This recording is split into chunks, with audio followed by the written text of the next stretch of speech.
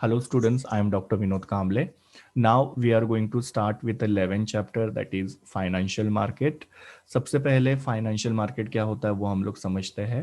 जैसे vegetable market होता है, फिश मार्केट होता है, उसी तरीके से फाइनेंशियल मार्केट होता है। वेजिटेबल मार्केट वो होता है जहाँ पे वेजिटेबल्स बेचे और खरीदे जाते हैं। फिश मार्केट वो होता है जहाँ पे फिश बेचा खरीदा जाता है। सेम तरीके से फाइनेंशियल मार्केट वो होता है जहाँ पे फाइनेंस को बेचा और खरीदा जाता है। ओके, तो बेसिकली ये मार्केट जो होता है यहाँ पे फाइनेंशियल असेट्स को या किसी भी फाइनेंशियल इंस्ट्रूमेंट को एक्सचेंज किया जाता है, मतलब बेचा खरीदा जाता है। अभी फाइनेंशियल असेट या फाइनेंशियल इंस्ट्रूमेंट का मतलब क्या होता है, जैसे शेयर हो सकते हैं, डिबेंचर हो सकते हैं, बॉन्ड्स हो सकते हैं, या कोई भी कमर्शियल पेपर हो सकता है। इसको एक जन बेचता है और दूसरा जन खरीदता है। जैसे मैं एग्जांपल देता हूँ कि कोई कंपनी है जिसको फाइनेंस की जरूरत है, तो वो कंपनी क्या करेगी, शेयर या डिबेंचर बेचेगी। और कोई इन्वेस्टर है जिसको इन्वेस्टमेंट करना है, उनके पास सरप्लस कैश है या सरप्लस मनी है, तो वो क्या करेगा, वो कंपनी के शेयर डिबेंचर अपने इंटरेस्ट के हिसाब से परचेस करेगा।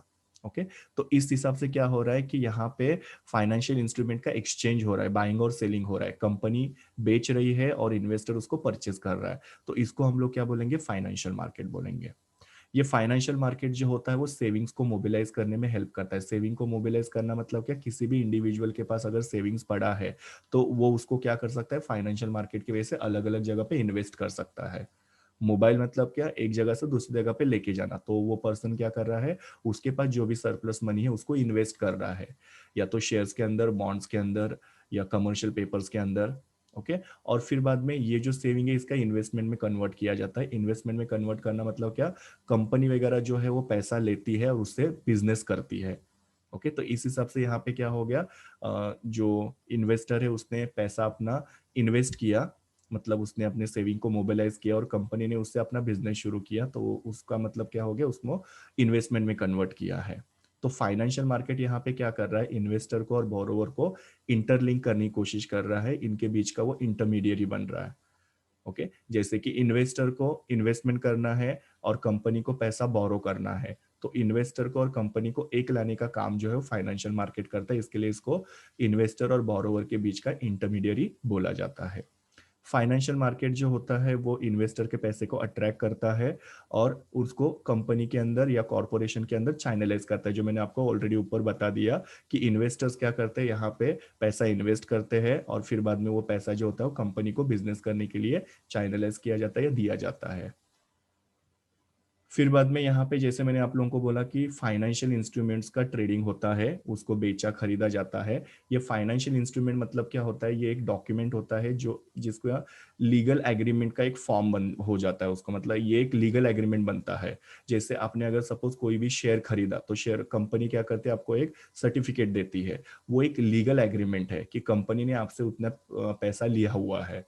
तो दो पार्टीज के बीच का एक लीगल एग्रीमेंट होता है, उसको फाइनेंशियल इंस्ट्रूमेंट बोलते हैं। और फाइनेंशियल इंस्ट्रूमेंट के मैंने एग्जांपल आपको ऑलरेडी बताया है, शेयर, बॉन्ड्स, डिबेंचर या कमर्शियल पेपर, ये सारे फाइनेंशियल इंस्ट्रूमेंट के एग्जांपल्स हैं। ये फाइनेंशियल इंस्ट्रूमेंट जो होते हैं वो किसी एक पार्टी के लिए असेट होता है, किसी दूसरे पार्टी के लिए लायबिलिटी होता है। मतलब जो इन्वेस्टर है जिसने पैसा इन्वेस्ट किया है उसके लिए ये क्या हो गया, असेट हो गया। और जिसने वो उधार में पैसा लिया है जैसे कंपनी, उसके लिए वो क्या बन जाती है, लायबिलिटी बन जाती है। तो ये सब था फाइनेंशियल मार्केट के बारे में। अभी हम लोग देखते हैं फाइनेंशियल मार्केट के फंक्शंस क्या होते हैं। तो पहला फंक्शन है मोबिलाइजेशन ऑफ फंड्स। अभी किसी भी इकोनॉमी में कोई भी जो सरप्लस मनी होता है या कोई भी मनी होता है वो आइडल नहीं रहना चाहिए। हर एक इन्वेस्टर ने क्या करना चाहिए, वो पैसे को कहीं ना कहीं पे इंडस्ट्रीज के अंदर बिजनेस पर्पज के लिए यूटिलाइज करना चाहिए, इन्वेस्ट करना चाहिए। ओके, तो यहाँ पे इन्वेस्टर जो होते हैं वो अपने चॉइस के हिसाब से या अपने रिस्क असेसमेंट के हिसाब से या रिस्क एपेटाइट के हिसाब से वो पैसे को क्या कर सकते हैं, इन्वेस्ट कर सकते हैं। इसके वजह से क्या होगा कि वो अगर पैसे को इन्वेस्ट करेंगे तो उनके जो भी पैसे वो आइडियल नहीं पड़े रहेंगे, और जिसकी वजह से इकोनॉमी में भी बूम होगा। इकोनॉमी में बूम कैसा होगा कि कंपनीज क्या करेंगे, ये पैसे को लेंगे और उसके वजह से प्रोडक्शन करेंगे, प्रोडक्शन के वजह से डिमांड बढ़ेगा और फिर बाइंग एंड सेलिंग बढ़ेगा। तो बाइंग एंड सेलिंग बढ़ रहा है मतलब क्या हो रहा है, यहाँ पे इकोनॉमी का ग्रोथ हो रहा है। ओके, तो इस हिसाब से फाइनेंशियल मार्केट में क्या होता है, मनी का मोबिलाइजेशन होता है या फंड्स का मोबिलाइजेशन होता है कि इन्वेस्टर इन्वेस्टमेंट करते हैं, कंपनी वो पैसा लेके उससे बिजनेस करते हैं और फिर बाद में उसके वजह से इकोनॉमी का ग्रोथ होता है। So that is mobilisation of fund, fund एक हाथ से दूसरे हाथ में जा रहे हैं।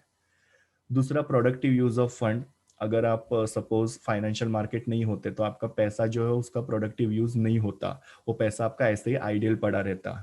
पर बिकॉज ऑफ फाइनेंशियल मार्केट यहाँ पे क्या हो रहा है कि आपके जो बोरोवर्स है वो आपके पास से पैसा बोरो कर रहे हैं, उसको प्रोडक्टिव पर्पज के लिए यूज कर रहे हैं। प्रोडक्टिव पर्पज के लिए मतलब कि उसको बिजनेस पर्पज के लिए यूज कर रहे हैं, उससे वो लोग बिजनेस कर रहे हैं, नया प्रोडक्ट बना रहे हैं और उसको बेच रहे हैं। सो पैसा आइडियल नहीं पड़ा रहा है, ऐसे ही पड़ा नहीं रहा है, पैसे को कहीं ना कहीं पे आपने इन्वेस्टमेंट किया है, और इन्वेस्टमेंट करके आप लोग क्या कर रहे हो, नए नए बिजनेस शुरू कर रहे हैं। तो इसकी वजह से यहाँ पे बोला जाता है कि पैसे का यहाँ पे प्रोडक्टिव यूज हो रहा है। नेक्स्ट वाला है source of income. Obviously financial market के अंदर इन्वेस्टमेंट करने की वजह से जो भी इंडिविजुअली इन्वेस्टमेंट करता है उसको एक सोर्स ऑफ इनकम मिल जाता है।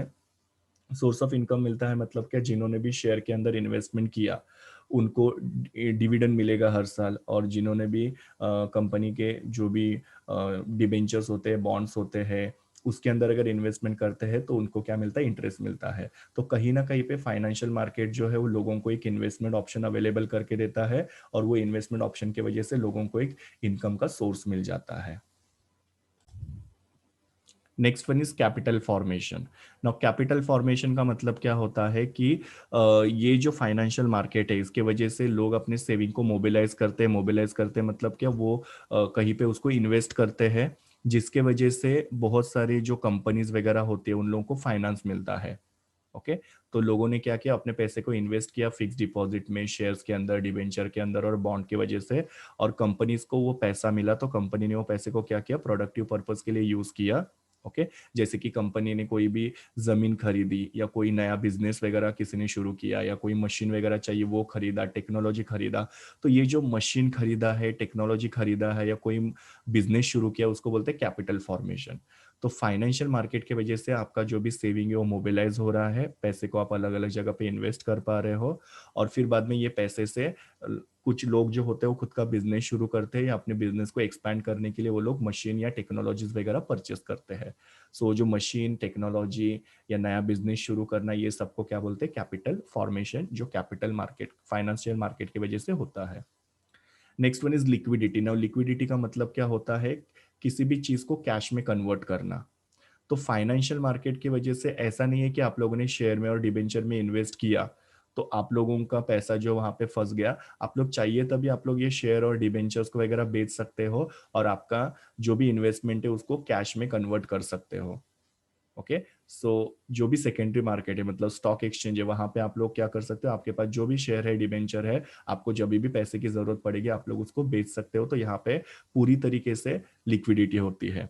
प्लस हम लोग जब कमर्शियल बैंक्स होते हैं उसके अंदर जो भी डिपॉजिट रखते हैं, फिक्स डिपॉजिट वगैरह, वो भी हम लोग चाहिए तभी निकाल सकते हैं जब भी हमको पैसे की जरूरत पड़ सकती है।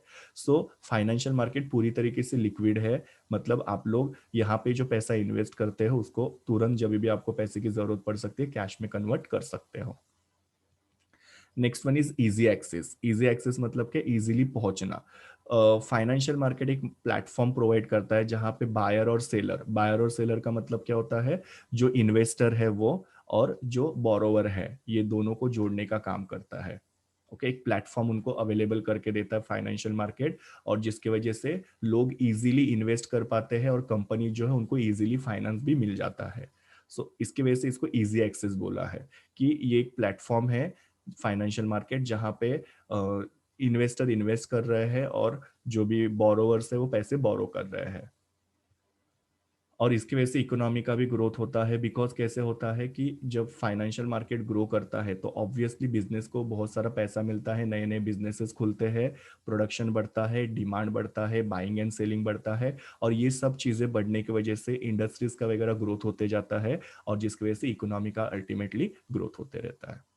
सो ये सारे थे फंक्शंस ऑफ फाइनेंशियल मार्केट। ये मेरे यूआरएल है जहाँ से मैंने इमेजेस लिए हुए हैं। Thank you students, please do like, share, comment and subscribe to my YouTube channel, and also recommend my channel to your friends. We will meet in the next video.